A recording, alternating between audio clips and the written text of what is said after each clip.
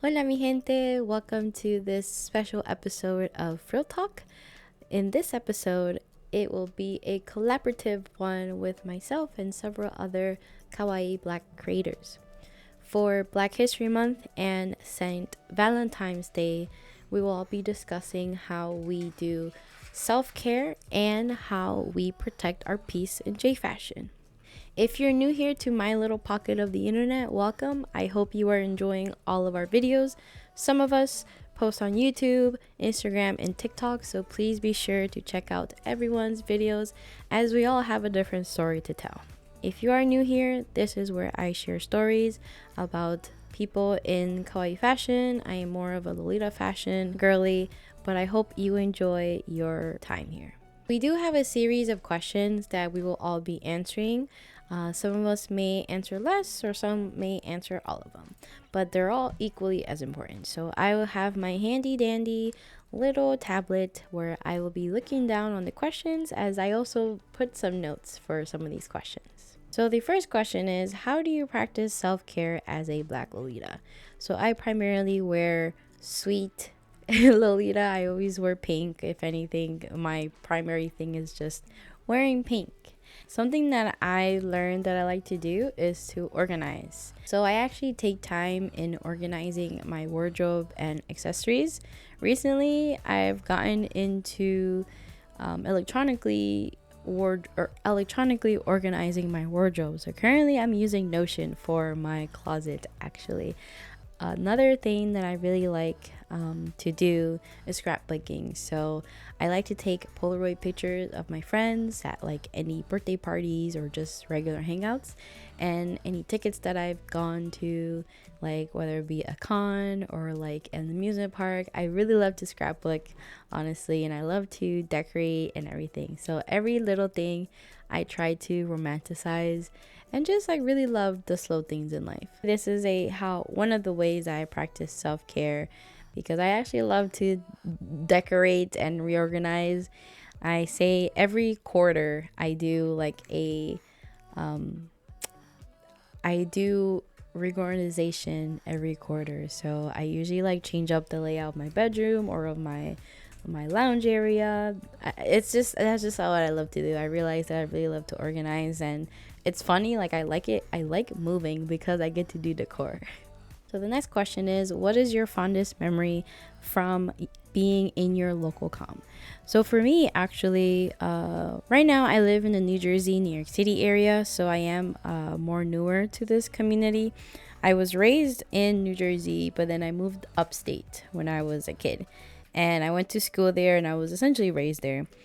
During my time when I first started wearing Lolita, I went to a buffalo meet up in upstate New York, Buffalo, New York, and it was my very first meet, and I drove by myself. So it was like an hour from where I lived. So it was a little bit of a journey by myself. And I remember it being like the warmest like community ever. Shout out to the Rochester and Buffalo community. Y'all will always be my number one in my heart. And a lot of people there I genuinely like care for, and I really hope the best for them. I haven't been to Rochester in years just because I moved around quite a bit and I moved back to New Jersey. But I'll never forget the kindness. I'll never forget the welcoming nature of them. I'll never forget how open-minded they are. I'll never forget really being part of their group. I'll never forget feeling like I belong there. I think the reason why it's also such a fond memory for me is because it was my first time wearing Lolita in like a group setting.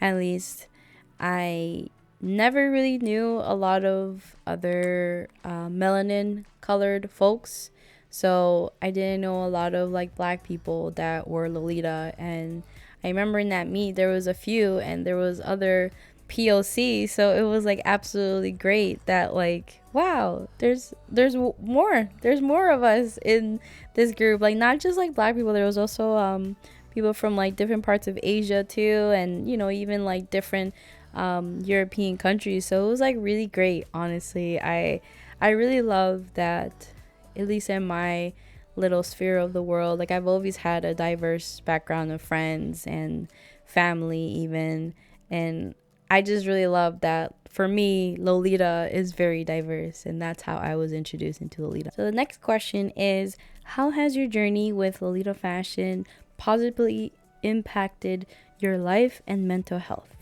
For me, I think how it's helped me keep an open mind and understanding of diverse backgrounds, because there's so many types of people in J fashion, like not just Lolita, but there's so many different types of people. And honestly, I wouldn't know what I know now if I wouldn't have gone into Lolita. Like I've never been around so many, like for example, queer people. Like at least in my high school, I went to like an inner city high school, so we were all hood rats.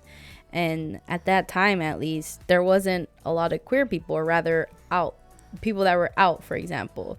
And now, like, I can say that I am a proud ally. Like, I am queer adjacent, and the good chunk of my friends are queer. And not just that, but just understanding that there is a completely different worldview and perspective that I'll never understand or never see had I not gone into Lolita, because there's just so many types of people. Like, and I'm not even talking about different races. There's just so many types of perspectives and worldviews that love Lolita and J fashion. So I think that's absolutely amazing. And because of this, I get to continue to grow and explore new things. I just think it's really great, even not just in a personal level, but just like if you are in a career, it's always great to have like the continuous education, continuous improvement. But I think it's really great. Next question is, what is one piece of advice you received from someone in the Lolita community that positively impact your outlook on J fashion? This may sound really corny, but I think the whole just do it is like, it resonates with me. Because I remember for a long period of time, I was kind of scared to get into J fashion, just because like at that time, unfortunately, like we were less open to black people in pastel colors. And the first time that I've seen a Lolita in real life, a black Lolita in real life, was at an anime convention. And I'll never forget that I took pictures with her. And I know like my outfit was like super doopy poo poo, but like it was just amazing just to see that. And I just think, just do it, just do it. Like I remember when I first started out, I was open to like wearing more different colors, but eventually something just told me, just wear pink, just do it, no one's gonna stop you. And then I purged pretty much all of my non-pink items, not just in Lolita, but also in like my professional and personal life too. Yeah, I just wear pink, and I have as much pink as possible. And I think that advice, like even if you're like a lone Lolita or like have a local community, just do it. I think that's a very solid advice. I mean, so thanks Nike for that. Then last question is, how do you protect your peace as a black Lolita? So at least now, there's a lot of things that's happening that will absolutely disturb our pieces. So this really does differ person per person. Me, I've realized over the years, especially as I've gotten older, is that I really enjoy slow mornings. So every morning I make a habit. Obviously I have to turn off my alarm, so I have to look at my phone, but I try my best not to look at my phone as soon as I wake up. I turn off the alarm, I get up, and I have two birds. So usually they're hungry, so I take care of them first. And then as I'm taking care of them, I have a little tea station actually. So I put water in my kettle, let the kettle boil, because it takes a minute or two, and then I pick out the tea of the day. So something that I realized is that I absolutely love tea parties, and because I've gone to so many tea parties, I just love drinking tea for leisure. Now I have like my lone little tea station, so like every morning I have my little tea in my cute cup, and I have like a tea rack and everything. So I'm hoping to expand more on my tea collection, so having like more teacups, more teapots. When you have pets, you have to be a bit careful, because they can absolutely break your teapots and teacups. Let's just say it's happened a few times with my two birds. And I just really love my slow mornings. Like that's part of like my peace. I really love how quiet it is. I love that I can just have a cup of tea.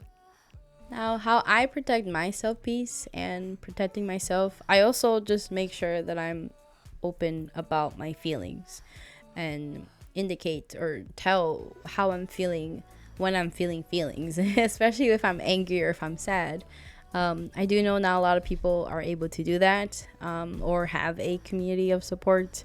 So I really hope that you are able to protect your own peace and protect your own self. There are resources for if you are in need of help with self-care and etc. So I would highly suggest to take advantage of those self-help resources if you really need it. Ring a friend if you have family that you're able to rely on your family. It does go a long way. If you have a support system of any kind, please take advantage of the support system, especially now. Like, I know even now, like, I can't even imagine being younger and wearing this fashion with a lot of uncertainty. And I really do feel for the younger generation, like especially kids, because at least it's my personal belief that kids are the future. I may not want kids myself, but I do believe that kids are the future. So I do hope that everyone, even if you are older than me or younger than me, I do hope that you do take care of yourself and actually preserve your peace, because your peace is what's most important and yourself is what's most important. Thank you so much for watching this edition of Frill Talk. Again, this is a collaborative video, so please check out all the other creators that would be answering a similar set of questions on multiple platforms. My name is Marina. Thank you again for being here, and I'll see you in the next one. Bye bye.